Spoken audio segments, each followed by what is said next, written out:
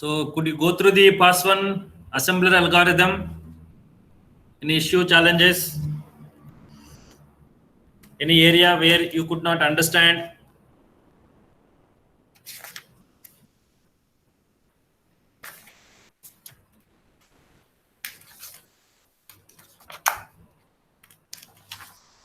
You all could understand? That is the case. That is ideal actually, and I will be happy because normally it is difficult to understand in one go, but you have understood, then that is something good for me. But if you're not also, nothing to worry.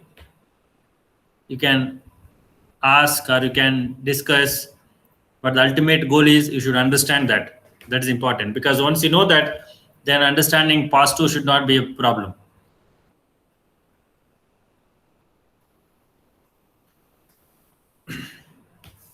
If you don't have any questions on PAS1, I will move to PAS2.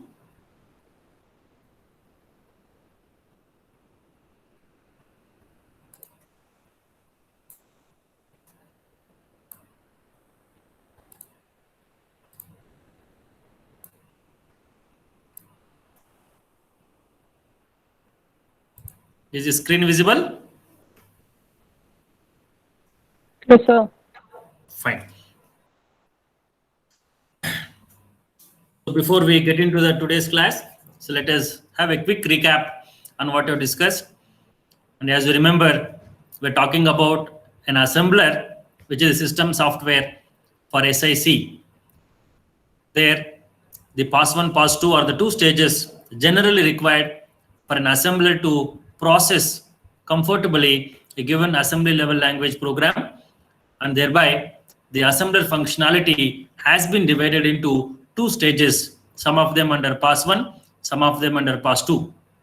At the end of the assembler process, that is at the end of PAS2 rather, the aim is to have a object program, which is a end result of an assembler. That object program will have a format depending upon the type of architecture we are considering. Similarly, the one what we have under discussion, that is SIC, is having its own format for object program, and we have touched upon those three records which are going to be primarily part of the object program. They are header record, text record, and end record. To have a quick relook at that, column 1, capital H in the case of header record, 2 to 7, the name of the program, 8 to 13, the starting address of the program, 14 to 19, we have the length of the entire object code. Then we have a T, column 1, capital T, column 2 to 7, the starting address of that record, column 8 to 9, the length of that particular text record, then 10 to 69, the actual object code, which might be around 10 instructions, considering each instruction is about 3 bytes. Last one, the third record, what you have seen is E record, E for end, column 1 for E, 2 to 7 is the address of executable program. It is an optional. We have discussed in length why it is an optional. So this is actually the format what you have seen for header, text, and end records. Now, coming to the PAS1 assembler, which I have seen earlier, the PAS1 assembler main responsibility is to assign the addresses for all the given instructions. And these addresses are there starting from START assembler directive till the END, of course, excluding these two. And all these addresses are very important to be used in the PAS2. And some of the labels which we might be using as a forward references, and those labels need to be saved for the utilization in PAS2. Thereby, in PAS1, we'll try to store them in the data structure called as a symbol table. Symbol table, as we've seen, it is a hash type of table or hashing kind of a table where we can store and retrieve the labels along with their addresses for easier and efficient access. At the same time, the OpTab, that is opcode table, is designed as a lookup table fairly because it is going to contain all the possible instructions of SIC along with their size. Thereby, whenever we have an instruction in program, and that program will be cross verified by looking at this particular table called optab and verify whether we have a valid instruction or not. So this is what precisely done in the PAS1. If you look at the PAS1 algorithm, and PAS1 algorithm is like this. We start from the beginning, STRT, and STRT will contain two things. One is the name of the program, other one is the starting address of the program. Whatever is loaded at operand of STRT is considered as a starting program. If it is not mentioned, that means only STRT is written, nothing else is written in the operand position, then we will be considering 0 as the starting address. If any value is mentioned as operand for STRT, then that value will be considered as a starting address.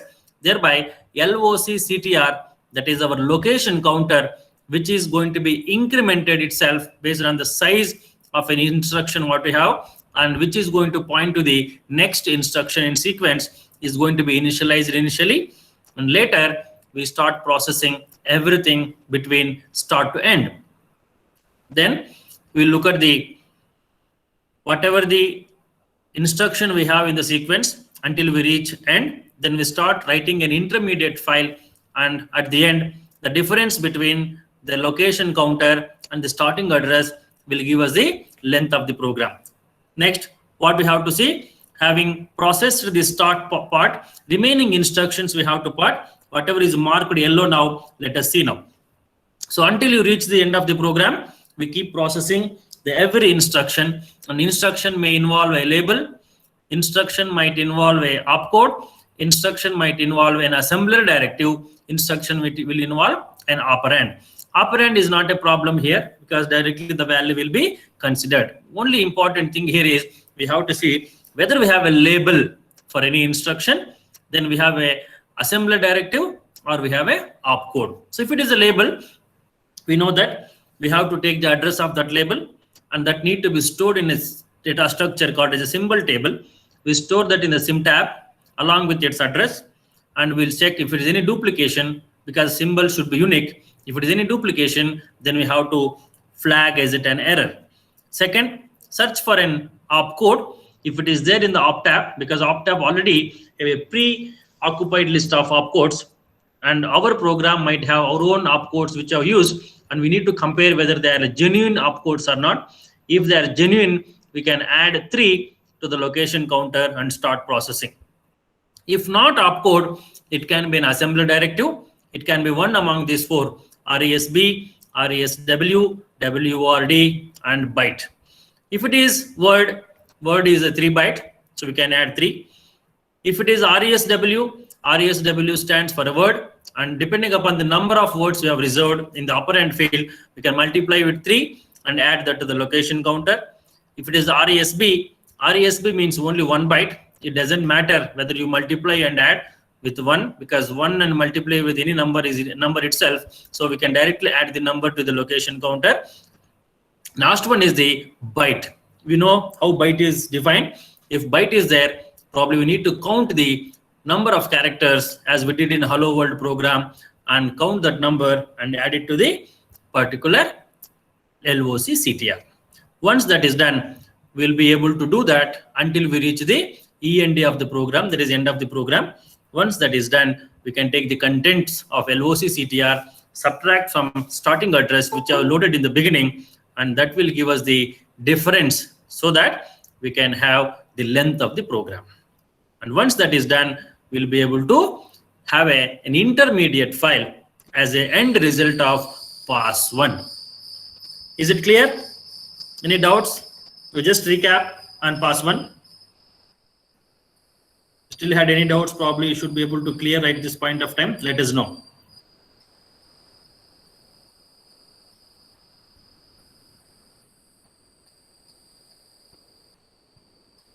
Any doubts?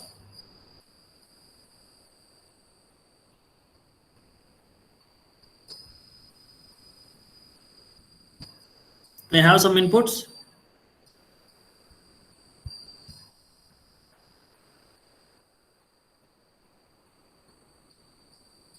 Yes, sir, we got.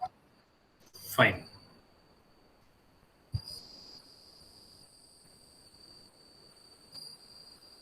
Now let us go to pass 2.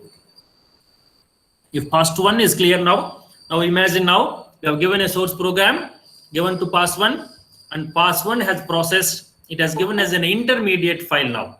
So what does intermediate file contain? It will contain the same old original program, but it will contain the symbol table now, because symbol table is equipped with the label and its address. Now let us get into the pass 2. What is the pass-to requirement now? Pass-to has to process the content of input what we have in the intermediate file.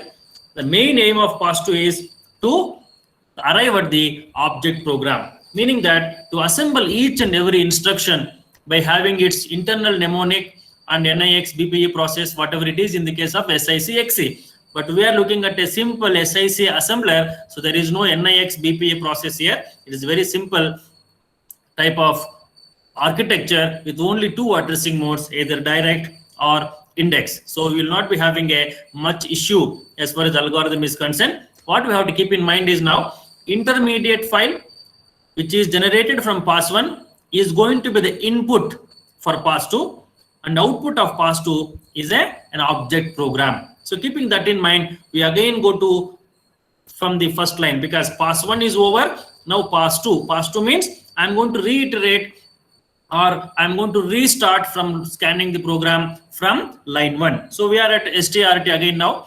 When you are at STRT, the purpose of pass 1 was different. The purpose of pass 2 is different. The purpose of pass 2 is to create an object program. So how do we create an object program? We have seen the formats: header record, text record, end record. If you recall, header record contains the name of the program, followed by the starting address of the program, followed by the length of the program. So let me know now, can I create an header record when I see START at pass 2? Now we are in pass 2 now. I am at the instruction first, that is STRT. So when I am at STRT, I should be able to create my header record. So can I create it or not? Do you have sufficient information with me at the beginning of pass 2?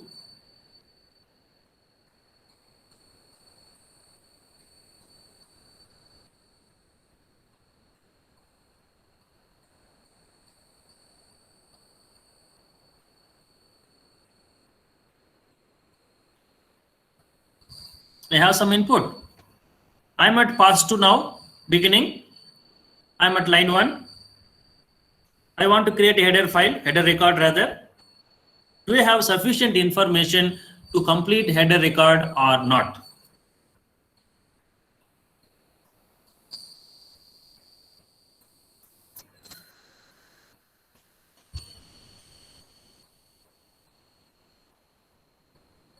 Any answers?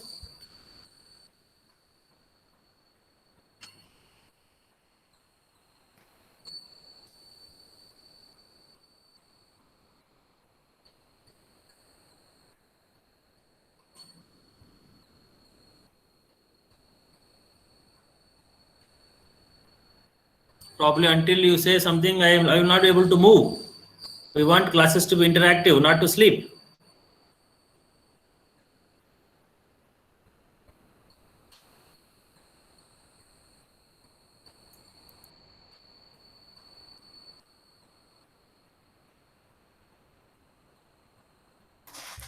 So, yes, sir, we will have the symbol table.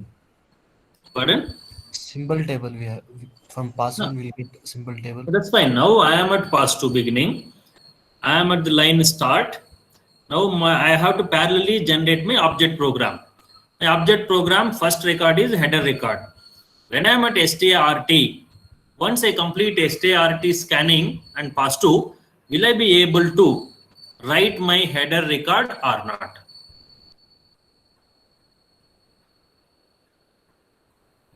Yes, sir, we can write. Okay, what does header record contain?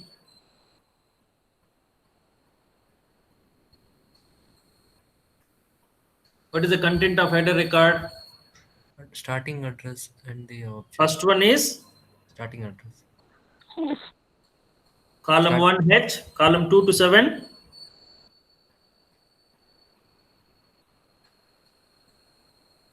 What is column 2 to 7? Program name, sir. Program name. Then followed by starting address, followed by length of the program. Now tell me, do you have program name now with me? When I am an START, is program name available for me?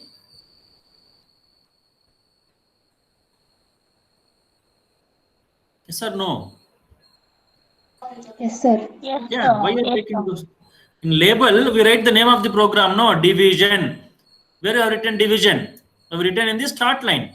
So name of the program is available in the label part. So name of the program is known to me. Starting address.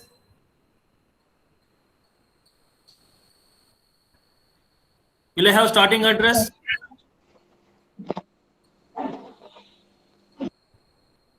Yes or no? Yes, sir. Yes. If it is mentioned, I will take that address. If it is not mentioned, I will take it as 0. At any point of time, I have the starting address. Now, the last one is length of the program. Do you have that length of the program with us in past 2?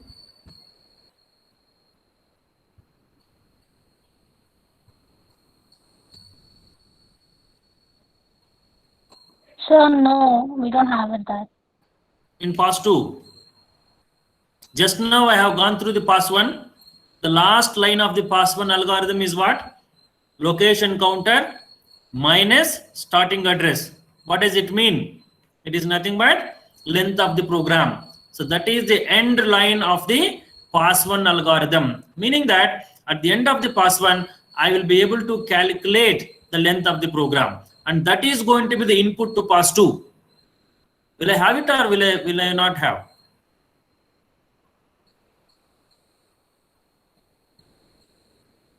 The length of the program available? Yes, sir. If in pass 1 it is not available, Yes, sir. but when you are in pass 2, pass 1 output is input to pass 2, and pass 1 output is nothing but your intermediate program which contains the length of the program. So length of the program is available for me, and hence when I am in pass 2, when I see START, all the required material is available with me so that I can create the header record. That's what we are looking at algorithm. If opcode is equal to start, then I will be able to write the header record and go to the next input line. That is the concept. Next, once my header record is done, we know that there will be only one header record. Next, whatever it is going to be a text record. So I will initialize the concept for text record, and whatever comes, I will start filling it. Thereby, once header record is created, we'll initiate the text record. Once you initiate this text record, I have to go through the entire program from that line till I reach the end of the program. Similar to the pass 1, I will have a loop here while opcode is not equal to end. Second, see, if you remember the functionality of each pass, then probably you will come to know what we are going to write here. So what we are going to check here is not whether the opcode is available, whether symbol table is having, all those done in the pass 1. Now what is fixed now? Your symbol table is full. It has all the labels, address. Now we have to assemble the program. So to assemble the program, what is required? For every instruction like LDA, STA, whatever you use, we should know the equivalent mnemonic. Where is it stored? It is stored in the opcode. Now we have to search the opcode table, that is optap. For every opcode that you get, LDA, STA, STCH, LDCH, all those, each one of them we have to check, and for that some number will be there, mnemonic. That mnemonic we have to consider. That is going to be used as a part of your object program. If it is found, then through that we have a corresponding mnemonic. Then we'll go to the operand. So for every opcode we have an operand. That operand can be a symbol or a label, or It can be some address location in the memory. If it is address location, I can easily access that. If it is a symbol, then I have to search for a symbol table, identify for that symbol. If the symbol is available, I have a corresponding address stored in the symbol table. I will take that. If it is not available, then probably I will be putting it as an error. Since we are writing a program, the program should be capable of considering both yes as well as no. That means a true as well as a false value. Thereby, we are putting a else part. Otherwise, 99%, since you already verified in your pass1 for all the valid symbols, there is an attached address, you will be getting always a true. But since it is a program, we should also have a room for the else case. So if it is found, then we'll take that as an address. We'll start assessing for the operand. What next? If it is object, opcode and operand perfect, then we'll assemble that instruction. Assemble means for every LDA, STA, the corresponding mnemonic followed by whatever the address we have, we'll add that and create an object code, which is a 3-byte. Next, opcode need not be always an instruction. It can be an assembler directive also. We have seen that. And we also know that some of the assembler directives may not be processed completely in pass1. They need to be processed in pass2. Now we are at that case now. When you see an opcode with byte or word, then you should be very careful here. So if it is RESB, RESW, it is a reservation of memory where it is a variable. But we are dealing with a constant because byte is going to be a character constant, word is going to be an integer constant. In pass1, we have used these two for calculating the length of the program. But here, we are not interested in the length of the program because that is already taken care. But we are worried about the internal representation for the value. For example, I have a number 40. I have declared a value 40. How that 40 is to be declared? The 40 is a number for me, but internally 40 has to be converted into its ASCII code because system understands only ASCII code, not our 1, 2, 3, 4, 5, 6. And that need to be converted back into the system understandable form. Remind you, because we are in a pass2, which is ultimate goal is to have an object program. So thereby, if we have a constant like a byte, which is a character constant, or a word or an integer constant, then we need to convert suitably into its mission equivalent, meaning that it has to be converted into its ASCII format.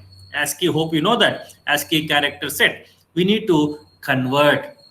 Probably when you take some examples, you will understand what is the meaning of conversion. But till then, you should appreciate that since system understands only zeros and ones, and ASCII format is one among that, and we need to convert these numbers internally into that particular code.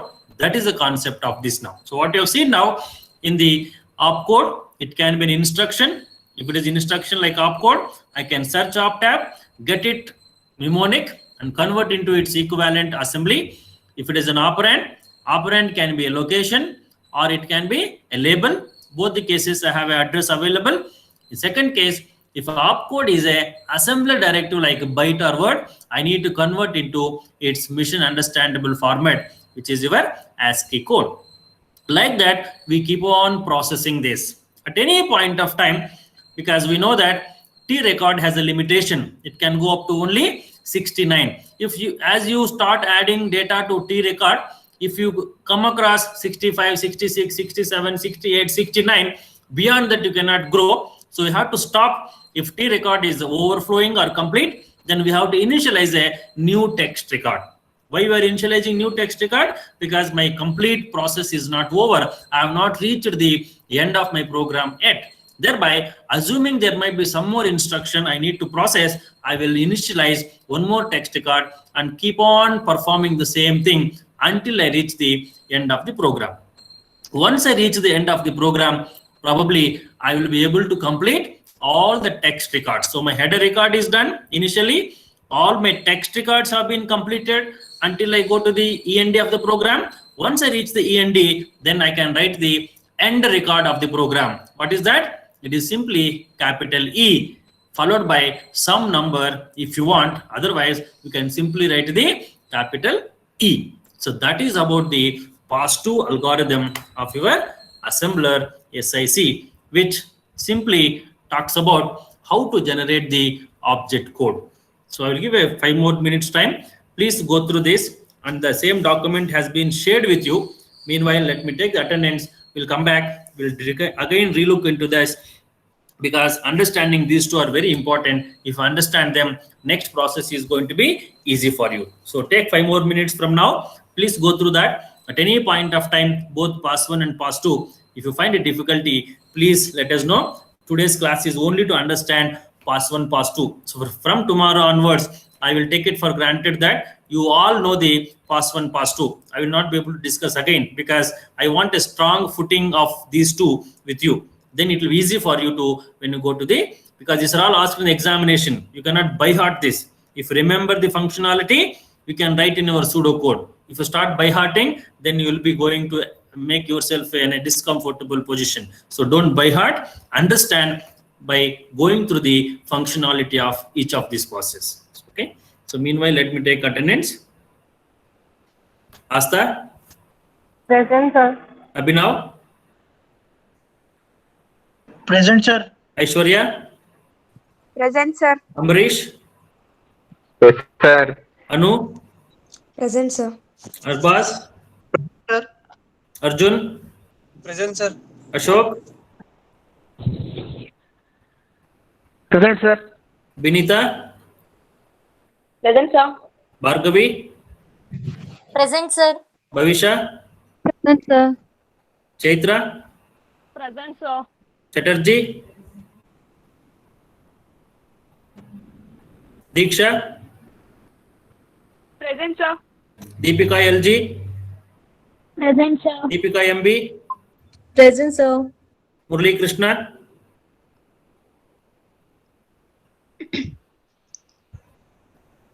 Gangubai? Present, sir. Guriya Kumari? Harshit? Present, sir. Junjar Singh? Present, sir. Kavya? Present, sir. Kishore? Present, sir. Lata? Present. Yes, sir. Manisha? Present, sir. Manjunath? Yes, sir. Nayana?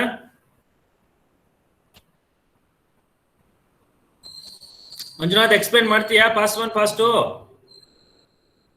Sir pass 1 pass 2 explain ಮಾಡು. Full ಇವಾಗ ಏನ್ ನಾನು ಇದ್ದೀನಲ್ಲ. No sir ಹ? ಒಂದ್ಸತಿ revise ಮಾಡ್ಬೇಕು sir, ಅಂದ್ರೆ ಆಗಲ್ಲ ಮಾಡು ರಿವೈಸ್, ಟೈಮ್ ಇದೆಲ್ಲ 5 ನಿಮಿಷ ಮಾಡು. ಸರ್. ಆಗಲ್ಲ. ಏನ್ ಎದುರ್ಕೋತಿಯಲ್ಲಪ್ಪ.